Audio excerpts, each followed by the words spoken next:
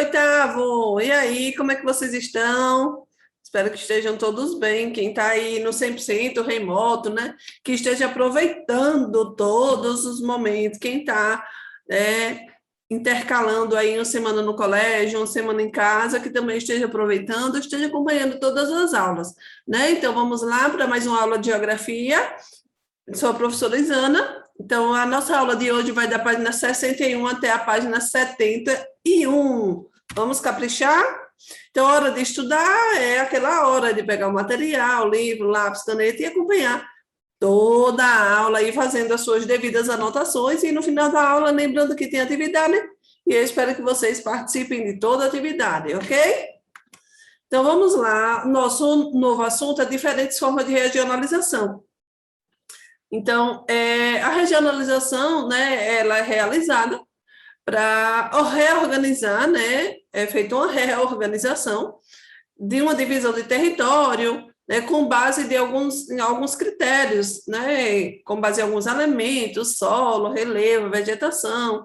Então, ela pode também ter critérios, né, critérios naturais, critérios econômicos, critérios políticos, critérios sociais, critérios culturais.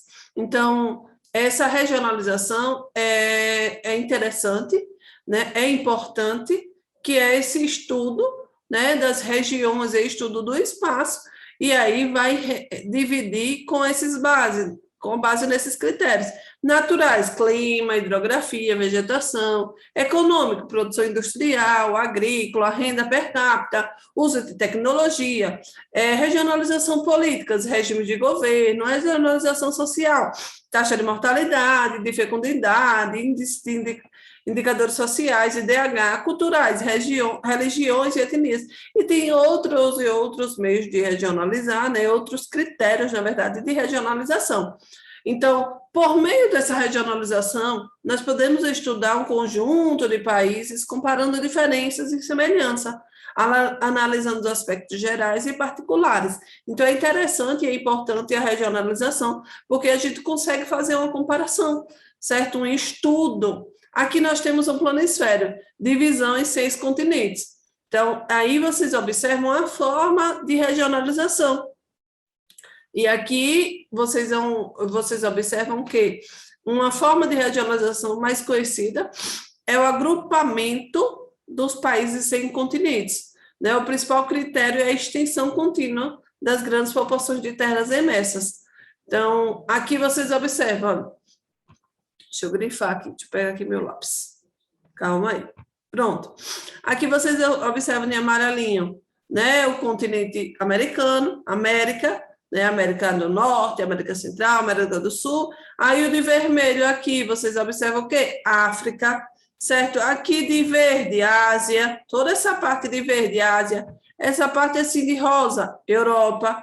Aqui a parte de laranja, Oceania. Se é a parte de lilás aqui, Antártida. Então, vocês observam que aqui também já é uma forma de regionalização. Regionalização é divisão em continentes, certo? Passar para o próximo. Grandes áreas geoculturais. E aí nós temos outras possibilidades, né, de regionalização. É o agrupamento de países por características culturais e históricas. Então, assim, as regiões são formadas com base em aspectos como etnias, línguas, religiões, tradições, hábitos alimentares, costumes, economia, etc. Então, vocês observem que o geógrafo Yves Lacoste, ele divide o espaço mundial nas grandes áreas geoculturais. Então, América do Norte, aí vocês observam, Canadá, Estados Unidos; América Latina, México; países da América Central, Caribe e América do Sul; Europa, todos os países da porção ocidental e parte dos países orientais desse continente; mundo islâmico, mundo africano, mundo indiano, russos ortodoxos, Extremo Oriente, Ásia do Sudeste, Austrália e Oceania. Aqui é uma outra forma de regionalização, grandes áreas geoculturais. Aí vocês observem, pronto, observem detalhadamente, né, essas grandes áreas geoculturais. E aí vocês observam a América do Norte, que está classificada aí Estados Unidos e Canadá. Aí vocês observam a América Latina, mundo africano. É só por questão, né, de vocês identificarem essa localização. Regionalização por critérios ambientais, né? Esses critérios ambientais, eles podem ser utilizados para regionalizar e identificar espacialmente as semelhanças e as desigualdades no uso dos recursos naturais, nos impactos ambientais e na vulnerabilidade ambiental entre diferentes regiões. Então, o uso intensivo e indiscriminado dos recursos naturais tem agravado problemas ambientais no século XXI. Eu digo que está sendo um dos grandes desafios, né, da nossa sociedade, esses problemas ambientais, né, que é um problema da atualidade. E o que acontece? Ele ameaça a biodiversidade, né? Existe toda uma degradação, a perda de fertilidade do solo, acontece a desertificação, o estresse hídrico e o aquecimento global. Então, são problemas. Então, outra maneira de regionalizar em cima, né, de identificar esses problemas, regionalizar por critérios ambientais. Então, aqui, regiões de biodiversidade ameaçada. E aí vocês observam que essa foi uma regionalização realizada, e aí vocês observam no planisfério de biodiversidade ameaçada. Então, vocês observam aí nessas partes verdinhas, que são as partes que estão identificadas como áreas de grande preocupação, certo? Então, esse elevado consumo dos recursos naturais nesses países estimula a busca em outras regiões do mundo. Então, nos países em desenvolvimento, a exploração de recursos naturais tem colocado em riscos áreas com elevada diversidade ambiental. Então, podemos utilizar a biodiversidade ameaçada como critério de regionalização. Foi o que eles fizeram aqui, né? Eles colocaram a biodiversidade ameaçada como critério de regionalizar. Então, é interessante e é importante que aconteça isso, por quê? Porque eles conseguem identificar a área e eles conseguem ter uma maior atenção para, né, que aquela área não tenha uma maior devastação. Regiões por usos de recursos hídricos. Então, a água é a necessidade, a água é vida, a água é fundamental para todos os seres vivos, né? Para todos nós, seres humanos. Então, a nossa sobrevivência. Então, a água é fundamental para a atividade agrícola, industrial, a sobrevivência, nossa sobrevivência. E aí, existe muito problema de desperdício, né, da água, em regiões que têm menor disponibilidade de água, esse aumento do consumo acelerado também causa preocupação. E o uso inadequado, né, pode acontecer, né, de a gente entrar em uma escassez de água em um país. Então, é outro tipo de regionalização, né, que pode ser realizada, né, essa questão do estresse hídrico, dos recursos hídricos, ok? Aí aqui nós observamos, né, no planisfério, o estresse hídrico. Aí esse planisfério foi de 2013, viu? Então a gente observa aí essas partes de verdinho, esse estresse hídrico menos de 10%. Aí vocês observam a parte mais laranja, as partes que vão ficando mais forte, o estresse hídrico é maior. Então, a porcentagem, né, de acontecer algum problema com a água, né, de faltar água, nessas localizações onde estão mais escuras, a porcentagem, a probabilidade acaba sendo maior. E aí, a partir dessa análise que eles fazem, desse tipo de regionalização, eles vão começar a estudar, né, como é que eles podem resolver o problema da água, né, porque a água é vida, a água é importante, e aí mostrar às indústrias que elas podem, né, estar trabalhando, elas podem, né, estar desenvolvendo as atividades e reduzindo o consumo de água, né, só investir em alguns outros setores para reduzir esse consumo. Países desenvolvidos e países subdesenvolvidos. Então, levando em consideração os critérios econômicos e o grau de influência das nações no sistema econômico mundial, foi possível regionalizar o mundo em países desenvolvidos e subdesenvolvidos. Então, os desenvolvidos são aqueles, né, que têm uma grande acumulação de riquezas e de tecnologia, de significativa influência na economia mundial e cujas populações apresentam boa qualidade de vida. Então, países desenvolvidos, a gente considera o quê? Países ricos. Já os subdesenvolvidos, eles eram países de baixa ou média expressividade na economia, na tecnologia, no nível de qualidade de vida. E aí, né, eu digo que os países subdesenvolvidos, existe uma desigualdade, existe uma grande diferença para os países desenvolvidos. Desenvolvidos ricos, subdesenvolvidos que tenham as condições bem, né, menor, o nível econômico é bem menor do que os países desenvolvidos. E aí nós temos outro planisfério que mostra os países desenvolvidos e os países subdesenvolvidos. Então, nós temos essa parte de laranja, são todos os países desenvolvidos.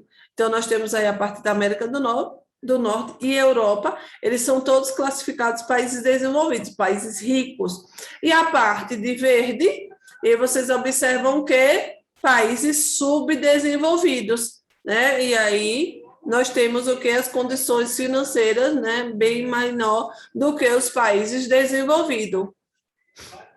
Primeiro mundo, segundo mundo e terceiro mundo. Então, após a Segunda Guerra Mundial, durante a Guerra Fria, o mundo se encontrava bipolarizado entre Estados Unidos, capitalista, e União Soviética, socialista. Então, eles viveram essa rivalidade.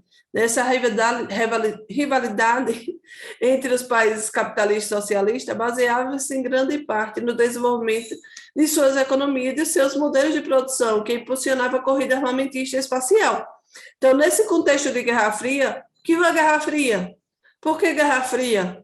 Por que foi chamado Guerra Fria? Então, Guerra Fria foi um conflito, né, que não foi armado, foi uma disputa, né, ideológica. Então, eles brigavam, né, ideologicamente, falando, né, discutindo opiniões. Então, não teve armas, mas eles estavam nessa Guerra Fria, mas, ao mesmo tempo, eles estavam se preparando para uma guerra, né? Então, era chamada corrida armamentista, que era essa preparação que poderia acontecer uma guerra. Aí, aqui, né, o primeiro mundo correspondia aos países capitalistas, desenvolvidos, como Estados Unidos, Canadá, países da Europa Ocidental e Japão. O segundo mundo eram os países socialistas, como União Soviética, China, Cuba e países do leste europeu. E o terceiro mundo eram os países capitalistas subdesenvolvidos. Então, primeiro mundo, países desenvolvidos e capitalistas. Segundo mundo, países socialistas. E terceiro mundo, países capitalistas e subdesenvolvidos, ok? Então, nós temos aqui duas imagens, nós temos essa primeira imagem, a população classificada como país de primeiro mundo, aí vocês observam que tudo brilhando, cheio de lâmpadas, né? Então, altos níveis de consumo, pessoas que tinham muito dinheiro. E aí, ainda termina a imagem aqui um pouco, né? No livro de vocês fica mais claro, aí na página 67 fica mais visível, aqui no slide está um pouco cortado. E aí, a última foto é uma característica de países de terceiro mundo. E aí vocês observam o quê? Más condições de moradia, baixa renda da população. Então, na fotografia, quando nós fazemos a comparação, nós observamos que são precárias condições de vida, certo? Do terceiro mundo. Dissolução do segundo mundo. Então, a partir da segunda metade do século XX, as expressões primeiro, segundo e terceiro mundo se popularizaram e passaram a ser utilizadas nos meios de comunicação e em estudos sobre a desigualdade entre os países. Entretanto, a desestruturação da União Soviética, no final da década de 1980, a expressão segundo mundo tornou-se obsoleta. Muitos países socialistas passaram a adotar o capitalismo como sistema econômico. A maior parte desse país passou a apresentar, após a dissolução da União Soviética, níveis de desenvolvimento econômico e social comparáveis aos dos países do primeiro mundo. A Hungria é um exemplo.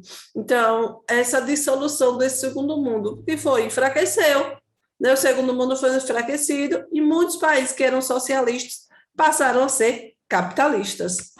Países do norte e países do sul. Esse é outro tipo de regionalização, né, que com o fim da Guerra Fria e a bipolarização entre os Estados Unidos e a União Soviética, as contradições econômicas e sociais entre países desenvolvidos e subdesenvolvidos tornaram-se mais evidentes, acirrando a relação entre eles. Então, nesse novo cenário internacional, criou-se outra regionalização para o mundo, de acordo com o nível de desenvolvimento. As nações foram classificadas em países do norte e países do sul. Então, essa classificação em países do norte eram os países ricos, né? Eram os países lá faziam parte dos países de primeiro e segundo mundo. E países do sul, meu Deus, abrigava a maioria dos países de terceiro mundo, que eram os considerados subdesenvolvidos. E aí vocês observam aqui na imagem, vou pegar aqui minha canetinha, aqui vocês observem na imagem, olha, aqui tem de verde, eram os países do norte. Então, os países do norte eram classificados como países de primeiro mundo, os países ricos, essa foi outro tipo de regionalização. E essa daqui, a parte laranja, né, vocês observam que a parte laranja são classificados como países do sul, né? E aí os países do sul eram o quê? Países de segundo e terceiro mundo. Eram classificados países subdesenvolvidos, então considerados países pobres. Certo? Pobres. Deixa eu passar aqui, vamos para o próximo. O mundo multipolar. Com essa desestruturação do socialismo, a expansão do capitalismo, né, as forças internacionais, representadas pelos Estados Unidos e pela União Soviética, elas modificaram. Países que tinham de economias desenvolvidas, de poder tecnológico militar, como o Japão e a Alemanha, desejavam ter mais força, poder, influência no cenário mundial.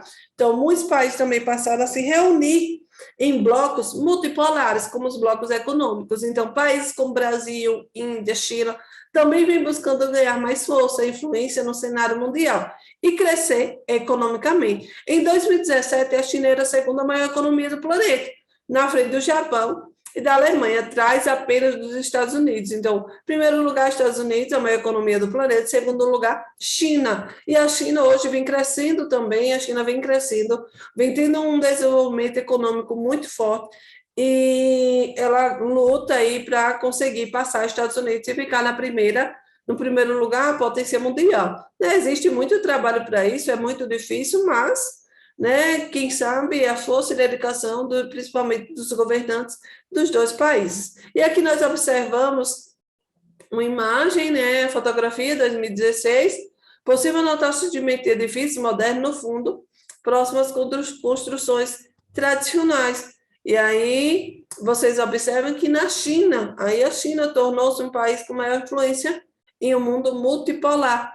Então, vocês observam que construções antigas, né, construções que faz parte da cultura, construções tradicionais, mas no fundo dessa tradição você já começa a observar algumas estruturas mudando, construções de prédios modernos, e aí já mudando um pouquinho, né, dessa estrutura, né, tradicional da cidade, aí é uma cidade de Wuxi, uma das principais né, antigas cidades aí do país.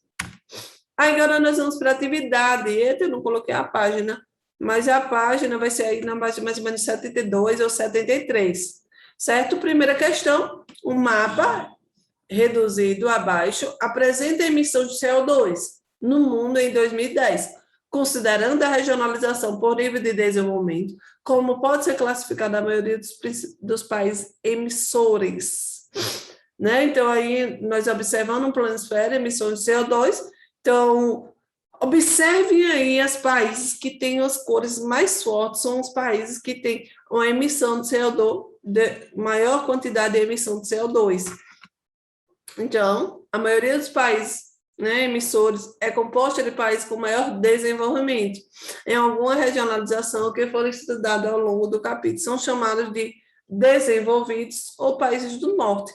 E observem aqui, no planosfera, toda essa parte vermelha, laranja, são os países que mais liberam emissões de CO2. Então, são os países caracterizados países do norte. Então, são os países, a maioria deles, são países desenvolvidos. Vamos para a próxima. Terceira questão. Cite alguns critérios que podemos usar para regionalizar o espaço mundial e dê exemplo para cada critério mencionado. Isso é fácil, né? Os critérios podem ser naturais, clima, hidrografia, vegetação, econômico, produção industrial, agrícola, renda per capita, políticos, regime de governo, sociais, IDH, taxa de fecundidade, mortalidade, culturais, religiões, línguas, etnias, entre outros, certo? E nossa aula vai ficando por aqui, minha gente, só foi duas questões, fácil, fácil, fácil. Então, copie aí no seu caderno e entregue ao seu professor para ele passar o visto aí, ficar tudo ok. E quem tiver no 100% remoto, manda a foto para o seu professor, certo?